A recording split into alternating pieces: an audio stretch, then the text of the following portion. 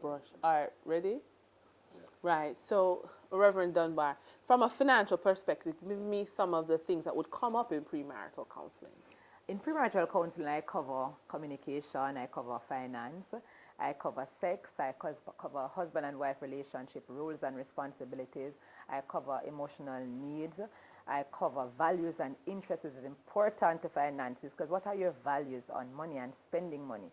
Is it the same as your partner? And I mean, you don't have to be compatible, but you must have some sort of understanding of the expectations of your partner with regards to certain things. I encourage openness and honesty in everything, and that includes finances. So if you come in with your own assets into the relationship, it doesn't mean you have to sign over everything. I don't do prenup, by the way. But it doesn't mean you have to sign over everything, but be open, be honest enough to say, all right, I have an account here and I have an account there. You can choose to put your partner on it, but one thing must be established: there must be a joint account where both of you feel free to pour money into or to be able to withdraw from. What happens a lot of the times when we have situations like these, that persons do their own things. We have to understand that when we are married, we are no longer our own persons. Whatever, I tell my husband all the time, what is mine, and what is thine is still mine. Because we share the same initials, so if he gets a check, it works for me. Okay. But it's to say that my money no longer belongs to me. Right. It belongs to us. Right. Your money no longer belongs to you, it belongs to us. Which means that I must have respect for you in the spending of that money. I must engage you in a discussion before I go and make large withdrawals or large spending. And you must do the same for me. Respect goes both ways in a marriage. So these are some of the issues that I discuss. I also discuss the vows. The vows is something that we so often forget. You know, we make commitment to love, honor, cherish, and respect. And those 4 words can be very, very broad. And if you forget what those are, then the foundation of our marriage can easily break down. And little things like finances will be a problem. Because the truth is, when a couple starts having financial problem is not the problem. Really? There are the underlying issues that now leads to the So you're saying money problems is not about money? It's not always about money first and foremost. It usually probably is breakdown in communication. Stop. I'm going to zoom in on her, and I want you to expand and start with the money problem. It's not about money. Okay. All right. Tell me when you're ready, Leon. You're zooming in on her. All right. All right.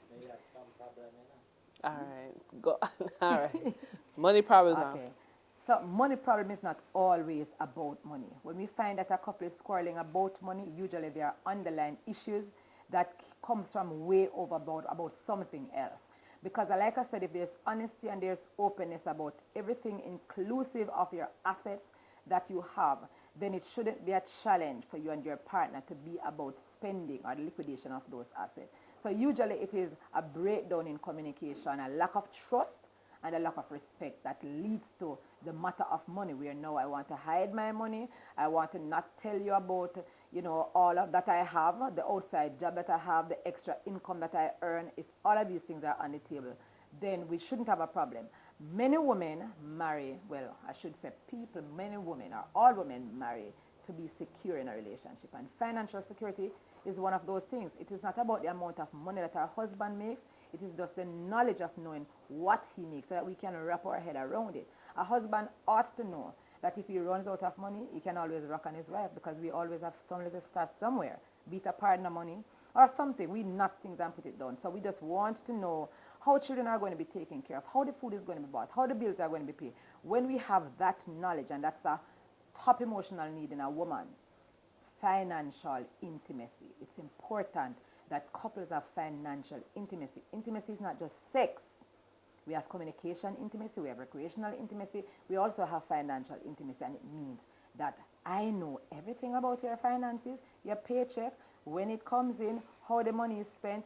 I want to know everything, and you should know everything about me. You can't be putting your head on a pillow with somebody and there are secrets. Secrets destroy relationship every time. All right, one.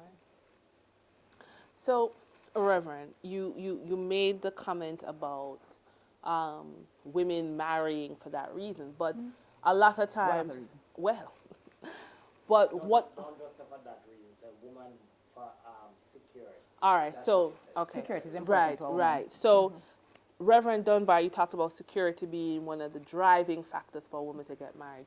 What about in the cases where the woman is the primary breadwinner? How does that change the dynamic? It doesn't really change the dynamics. Even if we are financially independent and I am financially independent, there are certain things that is innate that we expect a man to do. A man is created as a provider. It doesn't matter if it's bag juice you're selling. It doesn't matter if you're pushing a hand cart. It doesn't matter if you drive a garbage truck. Whatever you take in is important. Even if we are the higher income earners, it's still important that we see you doing what you are meant to do. Okay, now, but the problem is things gone bad already. I don't trust you. I don't want to talk to you. I don't like how you spend money, or you think I don't have no ambition, or whatever the case may be. Is there any scope for recovery? Maybe I lost my job. I have no interest in working again, and therefore you, the spouse, must pay the bills. I mean, there's so many ways finances can go wrong in a marriage and put strain on the relationship. What do we do? Again, it's communication. And yes, I believe that things can be resolved as long as they are intercepted before it escalates to a certain point. So I'm a reconciliation person. So even if you come to me waving a divorce paper, I'm going to try first and foremost at reconciliation, because there may have been something that some other counselor have missed, or you yourself have missed. We all have blind sides, and so we never see where we go wrong in a relationship. So I believe that I should first and foremost start for reconciliation. So what I do is I see both partners separately from each other. I hear from their guts. What are the challenges you have with your partner? Because like I said, sometimes it's not just the finances. It is more than that. But then that breeds resentment, because if I'm the only person coming in and I feel pressured and I have the children to take care of and you lost your job and all of those things. And sometimes it happens and their self-esteem goes down because of that, especially for men. Money is power. And our men are authority figures, right? So if this happens to them where they're going to pre-retirement, early retirement, lose their job, it's going to affect their self-esteem, their male ego, I should say. Their male ego, which is like an inflated balloon, is going to be seriously deflated. But what if only one partner is willing to go for counseling? The other partner is not. But that is usually a common occurrence. Men don't favor counseling because counseling makes them feel as if they don't have it all in control, and they are meant to be in control. So I have a way in which I intervene. I'll tell the women to come in. And when they come in, then I take the initiative to call their husbands. And usually when I call the husbands, they do come in, because when I present, men love to fix things. Right. They are fixers. They are natural fixers. Right. You call a husband and say, listen, I saw your wife for counseling. Something is wrong, and I need you to help me to fix the problem. They are there. Okay. And they usually come to my office, and when their 45 minutes is up, they are still sitting. So this is a way that God has given me as an intervention. And I speak very candidly, and I don't take sides. And a lot of time men fear counseling because they are beaten down upon in the counseling. You know, it's like we're taking sides with the women. But women can be wrong too. You know, we're very facetious, we are multidimensional, we're ever changing, we don't even know our own mind sometimes. And it frustrates our men who cannot understand us and will die trying, because there's nothing in their toolbox that can fix us. Right? But if we get a proper understanding of each other, and this is biblical, you know. In Deuteronomy 24 verses 5, men are told that when they take unto themselves a wife, they must take 1 year off from any activity, any occupation, just to spend time to know their wives in an intimate way, not sex, but to know the intricate inner workings, so that you can live with her. Really? Take 1 year off? 1 full year. We can't do that in our economy. Okay. Because they kick you out of the house, the rent not pay, the mortgage not pay. Right. But what this is saying, the principle is just that you must spend time. And that's why marriage must never be rushed. I don't do business marriage. It must never be rushed. It must be entered into timely, advisedly. And if persons take the time to enter into marriage the way in which God designed, time to know your spouse, time to get understanding of where your spouse is headed, time to see if your objectives and goals are pointing in a similar direction, not the same, but a similar direction, so that you're not going in opposite direction. Then the marriage will work at that point, you know. But if you don't take the time, and then 10 years after you have invested, now you find out that he wants to live in Timbuktu, you want to live here, his financial philosophy is different, he believes that his insurance policy must have a mother name, and you know that your name is supposed to be on it, and all those other things. Because these are challenges that I see all the time. When I do a financial survey with a couple, I want to look at your insurance policy, whose name is on it now as opposed to whose name is going to be on it.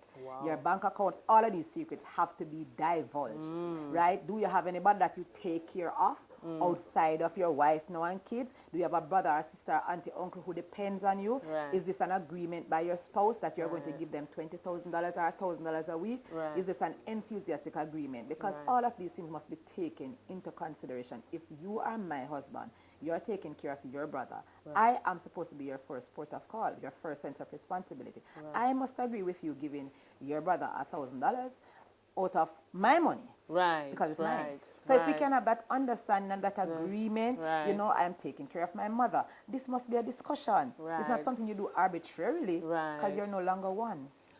But that's the other thing, where I am independent, you are independent, or I am independent, but you believe we are one, and I'm like, hold on, Independence we're and over marriage there. don't mix. That's the first thing. Independence and marriage don't mix. No, it's not supposed to be an independent relationship. It's supposed to be a codependent relationship. Marriage is other-centered, not self-centered. Right. It should be. A lot of people make it to be a self-centered. Marriage is not about me. Right. My marriage is not about me. My marriage is about my husband. Right. So I seek to please my husband. If I'm going to cook, what does my husband want to eat? If it's sex, what position does he Yeah, want but what if tonight? we like different things? It doesn't matter if we like different things. I appreciate the things he likes. Right. We don't have to like the same. It will be boring if we like the same thing. I do not want a husband who's like me. Right. Right? There must be diversity. Right? Because our differences are meant to complement the relationship, not to complicate it. But because we don't spend time to understand it, it's always complicating. You understand? So we don't have to like the same things. But we must have an appreciation for what the other person likes. So I don't like the same movies my husband likes. But I'll sit beside him. If my eyes are closed, he doesn't even know. Right? So it's just about understanding that your spouse has certain emotional needs, and while the emotional needs are the same, they differ in order of priority. You understand? So you cannot be independent of your spouse. If you want to be an independent person, don't marry. Amen. Okay. Yeah, don't get married. Right. Because independence and marriage, you cannot be. A man has us. It doesn't matter how worthless the man is, you know. Yeah. Innately, he knows that he's supposed to be in charge. You understand? It doesn't Okay. mean that you're a dictator or, you know, the authoritative person who barks command at your spouse. You understand? It means that you give love and authority. But a man is meant to be in charge. And if the man is not in charge, he feels emasculated. And once he feels emasculated, he feels disrespected. We are commanded not to love our husbands, you know. We are commanded to respect them. Men are commanded to love us in the Bible. So what's the difference between respect and There's love? a difference because men see it differently. If you treat a man with respect, take him a glass of water, that kind of a thing, he says you love him. If you give him all the sex he wants, you love him. For us, it's different. That's not love for us. You understand? You tell us you love us, and you show us affection, and we feel love. So that is why God commanded men to love us, as in to be the cherishing factor, the caring factor, you know, the affectionate factor. And for us, it's just to, no matter how short a man is in stature and height, to look up to him, even if you're 6 feet taller than him. It's to look up to him, it's to be respectful to him. If my husband comes home in the evenings and I'm there, and I ensure, he loves a cold glass of water. So I ensure that there's a glass of water in the fridge by 2 o'clock. So by the time he gets home, like 5:36, it's very cold, it's nicely chilled, and he gets a glass of water every day. He sees it as respect. No, I don't. Right. I just see it as a thing that I do. Right. But he sees this consistency and he says, I respect him for that. And men need respect. It's not that they want it. They need it. If they don't get it, it's going to create a problem in the marriage. Yes? So you see all these career-oriented women, and I'm Yes. just moving on. Yeah. Career-driven women, Yes. I tell them, if you plan to have a husband, Yeah. you have a degree, first degree, you get a second degree, you see before you reach for the PhD, open up your pretty round eyes, start looking for the man. You can't want to acquire a man when you have a PhD, because where will you find the man?